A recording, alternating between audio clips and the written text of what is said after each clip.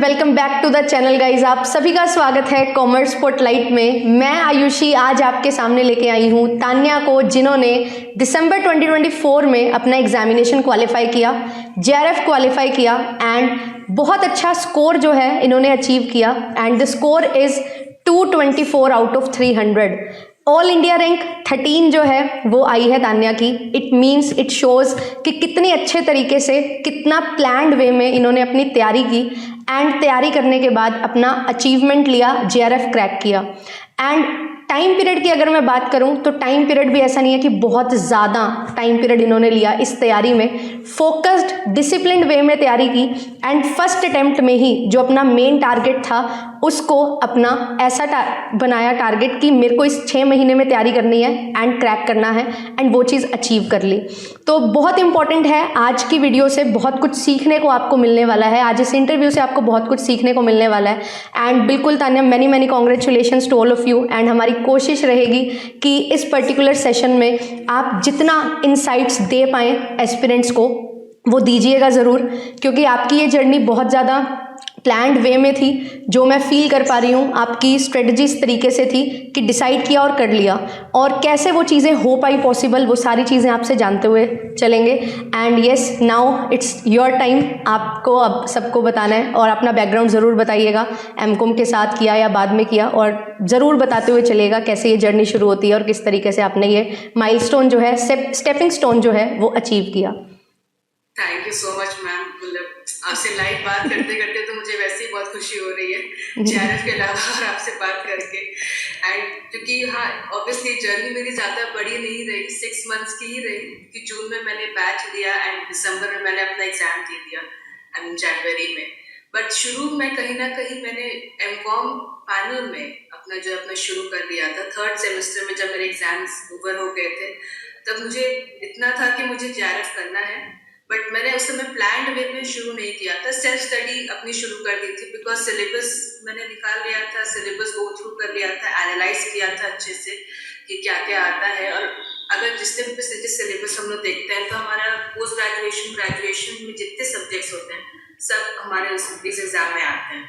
सो मैंने self study करना शुरू की थी, बट कहीं वो एक डायरेक्शन में नहीं जा रही थी। मतलब मैं क्योंकि एमकॉम की क्लासेस के साथ साथ ये भी कर रही थी, तो वो थोड़ा सा डायरेक्शन मेरे को ठीक से नहीं मिल रहा था, स्ट्रक्चर वे में मेरी पढ़ाई नहीं हो रही थी। बिकॉज फिर एग्जाम भी आ गए थे अप्रैल में, तो फिर मैंने वो आइडिया थोड़ा ड्रॉप कर दिया था कि फिर मैं एग्जाम पे फोकस हो गई थी। बट फिर जब मेरा एग्जाम मई में ओवर हो गए थे जून में, तब मैंने फिर बैच लिया था।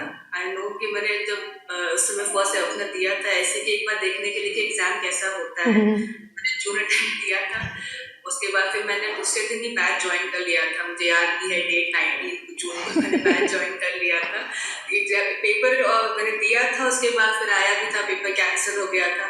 तब मुझे थोड़ा सा लगा था अरे पेपर कैंसिल हो गया, तो मैं कहा नहीं, अब तो मुझे फोकस मेरा दिसंबर था ही, अब मैं उसके लिए एकदम स्ट्रक्चर्ड में पढ़ाई करूँगी। एंड बैच ज्वाइन किया मैं 19 से, और 1 जुलाई से क्लासेस शुरू हुई। तब बहुत से पहले मुझे सबसे ज़्यादा डाउट था कि मेरा टाइम टेबल कैसा रहेगा, क्योंकि सब लोग बोलते हैं टाइम टेबल होना चाहिए आपका, आप कोई ऐसे हाइपोथेटिकल वे में पढ़ाई नहीं कर सकते। तो टाइम टेबल मैंने बनाया भी था, बट मैंने सोचा था कि नहीं, जैसे जैसे मैम पढ़ाती जा रही है, जैसे जैसे क्लासेस होती जा रही हैं सुबह से लेकर शाम तक, मैंने उसी को अपना टाइम टेबल बना दिया था। ओके। तो बहुत ज़्यादा मैंने टाइम टेबल पे भी उतना वर्क नहीं किया। मैंने कहा कि जब क्लासेस हो रही हैं, जो यूनिट खत्म हो रहे हैं, उसी का मैं अच्छे से रिवीजन करूँगी। रिवीजन पार्ट पे मेरा ज़्यादा फोकस रहा, जो कि मुझे हेल्प मिली सबसे ज़्यादा रिवीजन पार्ट पर एंड इग्निशन बैच से PYQs, क्योंकि आप हर बार जब भी कोई भी यूनिट खत्म करते थे आप कहते हैं यहाँ से यहाँ तक इग्निशन बैच आपके हो जाने चाहिए। तो वो चीज़ मैंने हमेशा से, हाँ, कि मैंने इस डेट तक मेरे इग्निशन बैच खत्म हो जाते थे। तो मेरा रिवीजन पार्ट पे फोकस रहा, तो मुझे वो चीज़ काफ़ी हेल्प की।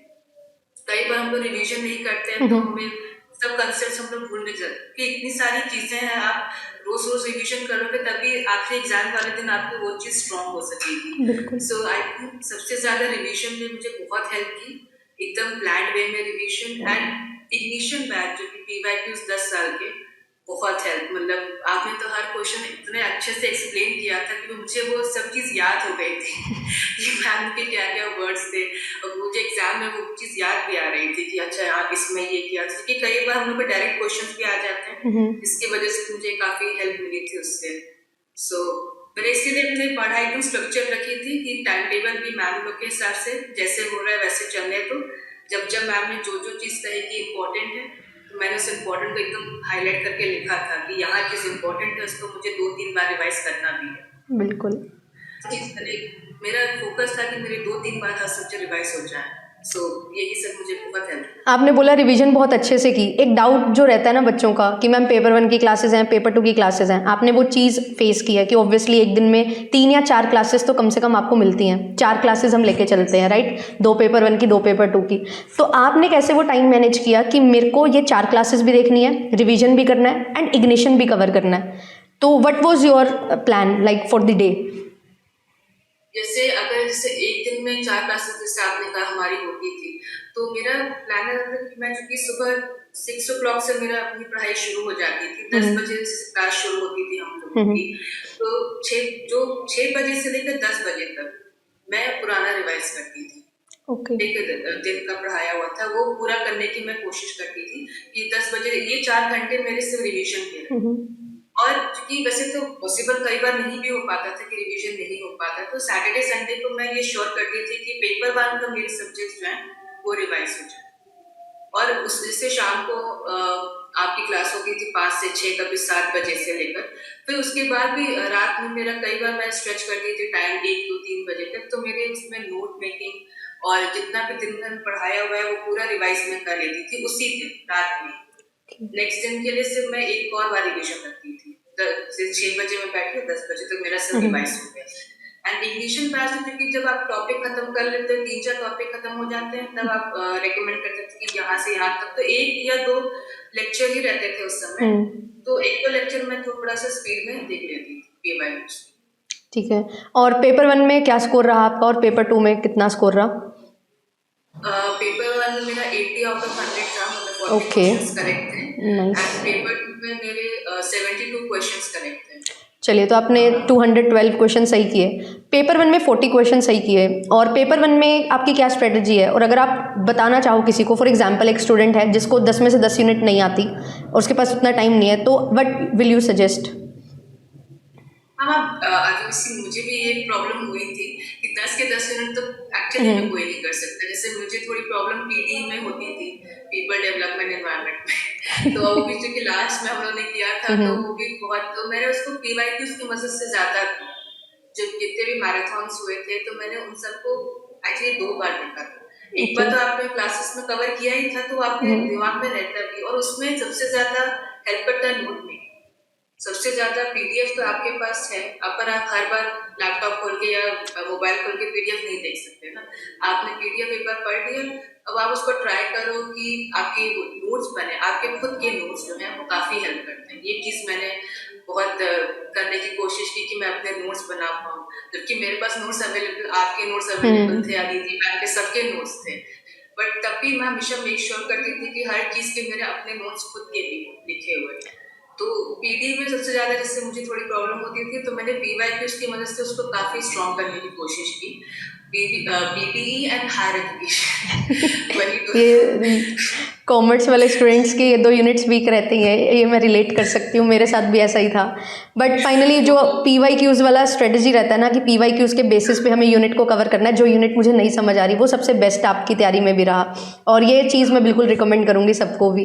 तो ये चीज़ बहुत अच्छी रही। और अब बात करते हैं नोट्स। जैसे आपने बोला कि मैं खुद बनाती थी, आपके पास डिटेल नोट्स भी थे, ठीक है, जैसा आपने मेंशन किया कि आपके पास ऑलरेडी जो प्रोवाइडेड नोट्स थे, तो आप जो ऑलरेडी प्रोवाइडेड नोट्स हैं उनसे कैसे कोशिश करते थे और कैसे अपने नोट्स बनाते थे? क्या वो शॉर्ट नोट्स बनाए जाते थे, स्टैटिक पोर्शन कवर किया जाता था, या आप खुद से अपने नोट्स प्रॉपर बनाने की कोशिश करते थे? क्योंकि ये चीज़ टाइम कंज्यूमिंग हो जाती है, तो how do you manage? Actually yes ma'am, time consuming तो बहुत थी, बट मैंने शुरू में जैसे एक्चुअली काफी एग्जॉस्टिव नोट्स बनाने शुरू कर दिए थे, तो वो मेरे लिए काफी टाइम कंज्यूमिंग था भी। जैसे इकोनॉमिक्स में भी काफी हो जाता है, तो बट आई थिंक शॉर्ट से आपके नोट्स मैंने जैसे शॉर्ट स्टैटिक पोर्शन वाले थे, कुछ जैसे मुझे जो टॉपिक मुझे आता था वो मैं आपके नोट्स से रेफर कर लेती थी, और जिसमें मुझे सबसे ज्यादा डिफिकल्टी होती थी तो वो उसको मैं अपने वर्ड्स में एक्सप्लेन करके लिख लेती थी। कोशिश मैं ये करती थी कि मैं ज़्यादा से ज़्यादा अपने टॉपिक्स अपने वर्ड्स में लिखूँ, लेकिन मुझे याद भी रह जाएगा, क्योंकि याद करने का भी बहुत अच्छा टेक्निक है लिखना। बिल्कुल, हाँ। तो आपने एक वीडियो में कहा भी था कि अपने नोट्स तुम लोग खुद भी बनाना, सिर्फ पीडीएफ में रिलाई करना। तो वो मुझे एक्चुअली काफी अच्छा वो लगा था सजेशन, इसलिए मैंने वो नोट्स बनाना मैंने शुरू से शुरू किया। और हायर एजुकेशन में मैंने यही चीज सीखी थी कि हर चीज के मैं अपने नोट्स बनाऊं, क्योंकि आपको पूरी चीजें नहीं लिखनी होती है, आपको सिर्फ मेन पॉइंट्स हाईलाइट करना। पूरा पीडीएफ तो कोई भी नहीं लिख सकता, बस जो आप मेन चीज है उसका जो क्रक्स है वो ज्यादा मेरे लिए बेनिफिशियल रहा। चलिए, तो मतलब प्रॉपर नोट्स, प्रॉपर टॉपिक के साथ रिवीजन, पीवाईक्यूज़ की ये चीज़ें चल रही थी और जैसे करवाया जा रहा था वैसे हो रहा था। अब मेन चीज़ जो सिर्फ आपके हाथ में थी वो था मॉक टेस्ट। तो मॉक टेस्ट का कितना इंपॉर्टेंट रोल है और आपको क्या लगता है कि आपके इस स्कोर को अचीव करने में मॉक टेस्ट ने हेल्प की, या किस तरीके से आपने क्वेश्चन प्रैक्टिस किए जिसने हेल्प की? तो टाइम मैनेजमेंट वाला कॉम्पोनेंट कैसे हुआ मैनेज कि वो 3 घंटे में 150 क्वेश्चन, और मॉक टेस्ट लगाए या पीवाईक्यूज़ लगाए, वो कैसे किया?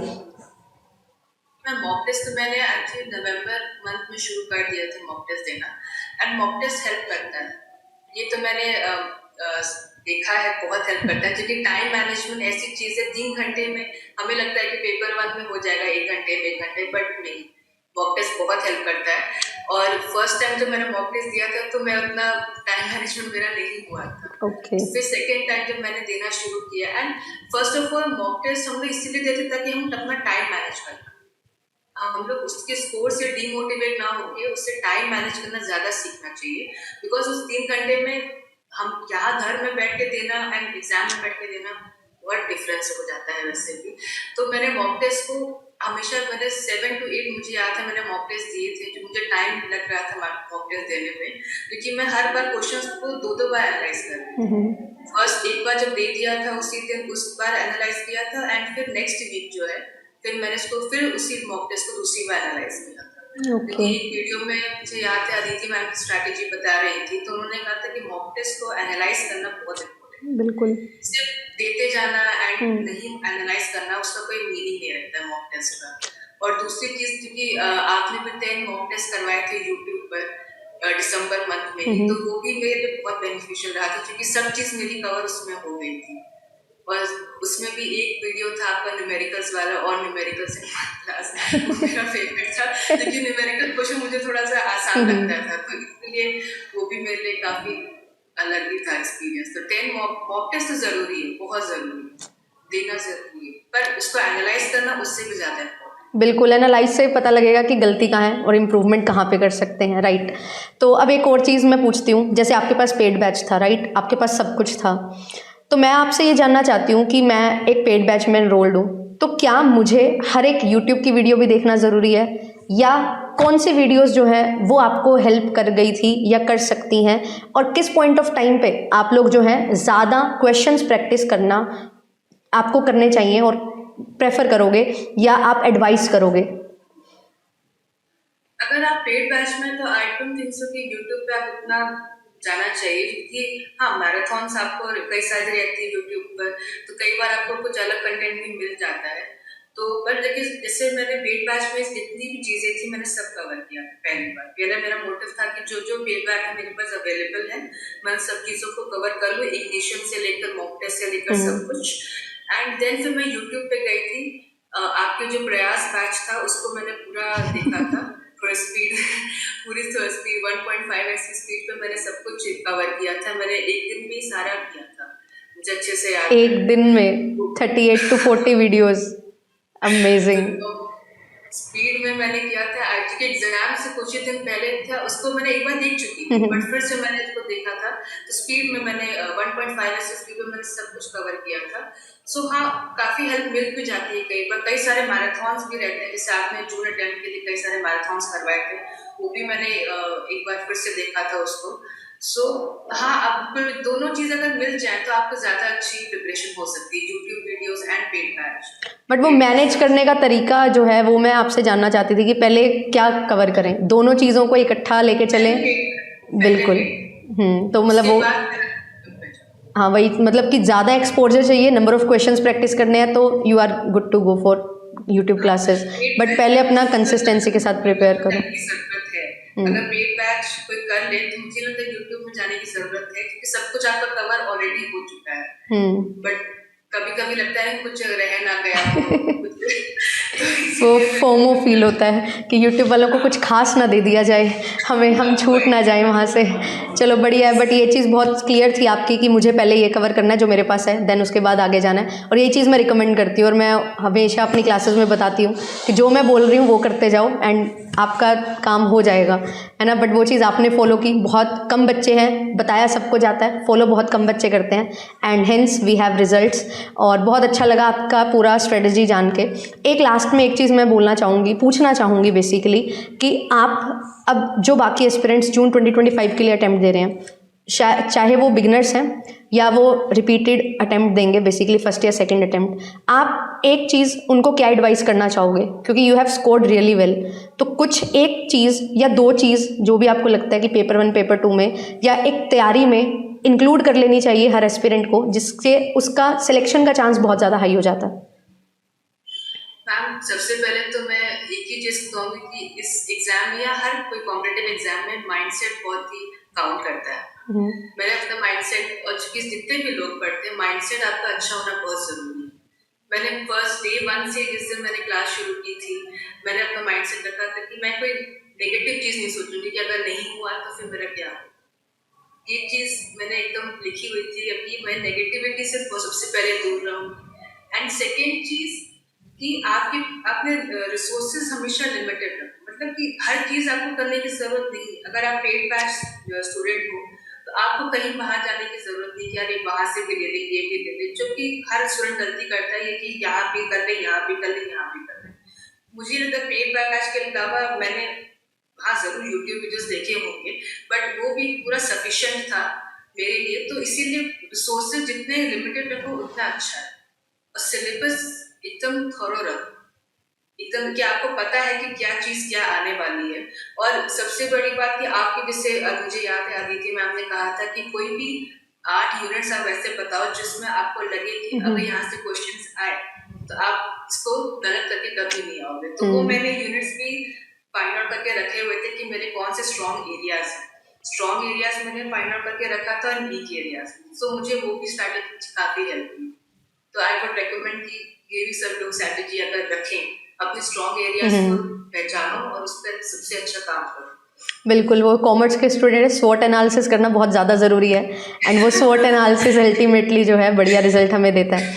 अब एक चीज़ मैं आपसे पूछना चाहती हूँ लास्ट में, और ये चीज़ कि आप पेपर 1 में बहुत अच्छा स्कोर किया आपने, 40 इज़ गुड स्कोर। मैं कभी रिकमेंड नहीं करती अपनी स्ट्रेटजीज़ में भी, मैं बोलती हूँ भाई 30 से 35 के बीच में ले आओ और 70 से 75 के बीच में पेपर 2 में ले आओ, आपका काम हो जाएगा।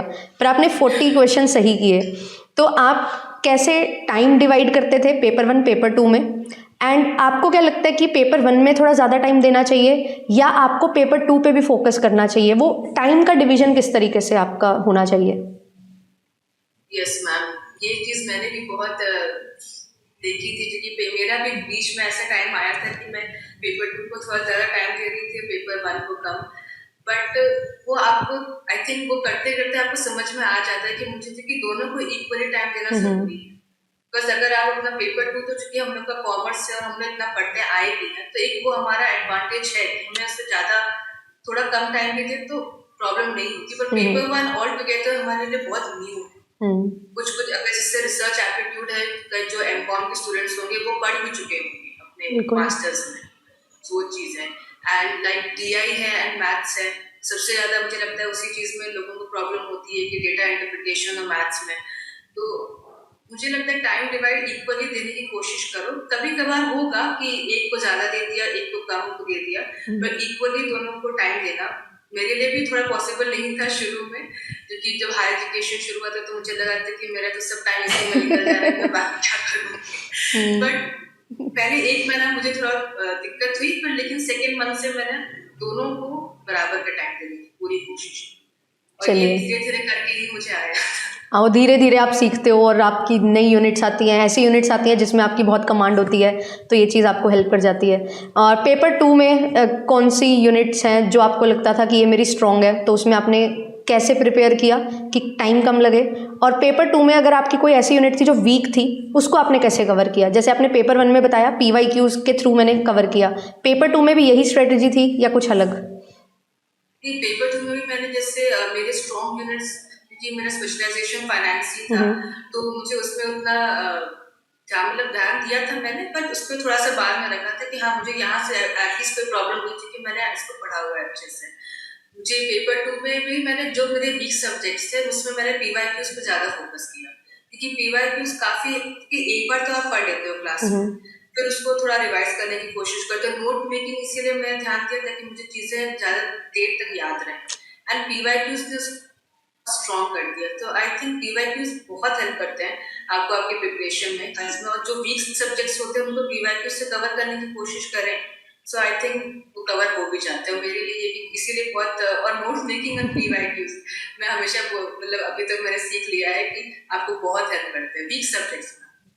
चलिए बहुत बढ़िया। तो आई होप कि आप सभी को जो है तान्या की स्ट्रेटजी से और इनसाइट्स मिले होंगे कि कैसे उन्होंने प्रिपेयर किया एंड किस तरीके से आपको भी डेडिकेटेडली फोकस्डली अपना काम करना है। और मैं एक चीज़ बोलती हूँ कि भाई प्रिपरेशन कर रहे हो तो थोड़ा सा एक्सपीरियंस लेने के लिए आप अपना ट्रायल दे सकते हो, जैसे इन्होंने भी वही किया, जून वाला पेपर दिया टू गेट एक्सपीरियंस कि कैसे लेवल के क्वेश्चन आ रहे हैं, और तभी उसी से अगले दिन 18 को पेपर दे के 19 से ही तैयारी शुरू कर दी कि मुझे दिसंबर में अपना एग्जामिनेशन निकालना है। और फाइनली जो है एग्जामिनेशन निकल भी गया और बहुत अच्छे मार्क्स से निकला, 224 मेरे भी नहीं आए थे, है ना, but yes many congratulations to you कि आपने बहुत अच्छा स्कोर किया। हाँ, the guidance, yes, thank you so much कि वो चीज़ हेल्प करी हमें और हमने अचीव किया ये टारगेट, मुझे बहुत खुशी हो रही है। एंड यस, आप सभी जो है, आप सभी के लिए भी इसी तरीके से आपके लिए क्लासेस आती हैं एंड जल्द ही यूट्यूब पे भी क्लासेस शुरू हो रही हैं, पेड बैचेस ऑलरेडी स्टार्टेड हैं, 20% डिस्काउंट आपको मिल रहा है, 820 कोड आप यूज़ कर सकते हैं। एंड तान्या, आपको बता दूं कि आप इन्वाइटेड हैं JRF अड्डा मीटअप में, एंड जो भी स्टूडेंट जिनको भी लगता है कि हमें अपनी जर्नी शेयर करनी है, हमें कुछ आगे सीखना है कि कैसे PhD ओनली से भी बहुत सारी चीज़ें की जा सकती हैं, JRF के बाद क्या करना है, तो वो सारी चीज़ें जो हैं आपके लिए हम लेके आ रहे हैं 2 मार्च को सुबह 10 बजे जयपुर में JRF अड्डा सेंटर जो है वहाँ पे ये प्रोग्राम होने वाला है, मीटअप होने वाला है, तो आप सभी जो है हमारे साथ ज्वाइन कर सकते हैं। और लास्टली एक चीज़ जान लेते हैं, आप तान्या ने इतना अच्छा स्कोर किया है तो उनका फ्यूचर प्लान क्या है, तो क्या सोच रहे हो, असिस्टेंट प्रोफेसर और PhD? अभी तो मैम फ्यूचर प्लान मेरा PhD पे ही है फोकस, कि मैं PhD ही करूँ, क्योंकि मुझे अपने नाम के आगे एक डॉक्टर लगाना भी अच्छा लगता है। एंड सबसे पहली बात, बहुत टाइम से मेरी एक रिसर्चर बनने की भी काफ़ी थी इच्छा भी, सो आई थिंक अभी PhD पे ही मेरा फुल फोकस है। चलिए, तो बढ़िया है। तो all the very best to your future endeavours कि आप अच्छे तरीके से चीज़ें करें एंड बिल्कुल ये जो चीज़ें सीखी हैं उनको आगे डिलीवर करें एंड इसी तरीके से डिस्कोर्स को बढ़ाते हुए चलें, बढ़ाते हुए चलें। और मिलेंगे आपसे गाइज नेक्स्ट सेशन में। Thank you so much. And सभी का कमेंट आ जाना चाहिए कॉन्ग्रेचुलेशंस टू तान्या, क्योंकि उन्होंने ये माइलस्टोन अचीव किया है एंड आपको बहुत कुछ सीखना है इस चीज़ से। एंड जो हमारे डाउट्स रहते हैं ना कि इतना कैसे पढ़ें, बट आप एक बार लग जाओ ना तो वो हो जाता है पॉसिबल, ये आप देख सकते हो। एंड एक पहले दिन किसी को सब कुछ नहीं आता, धीरे धीरे आप अपनी जर्नी में ही सीखते हो एंड इम्प्रूवमेंट करते हो, और वही चीज़ तान्या ने की जिसने उनको ये रिजल्ट लाने में हेल्प की एंड अल्टीमेटली जो है हमारा अचीव हो गया टारगेट। एंड आपका भी इसी तरीके से जो है इस बार जून 2025 में पक्का से सिलेक्शन होगा। अच्छे तरीके से बस पढ़ते रहिए, डेडिकेशन के साथ पढ़ते रहिए। थैंक यू सो मच, मिलेंगे आपसे नेक्स्ट सेशन में।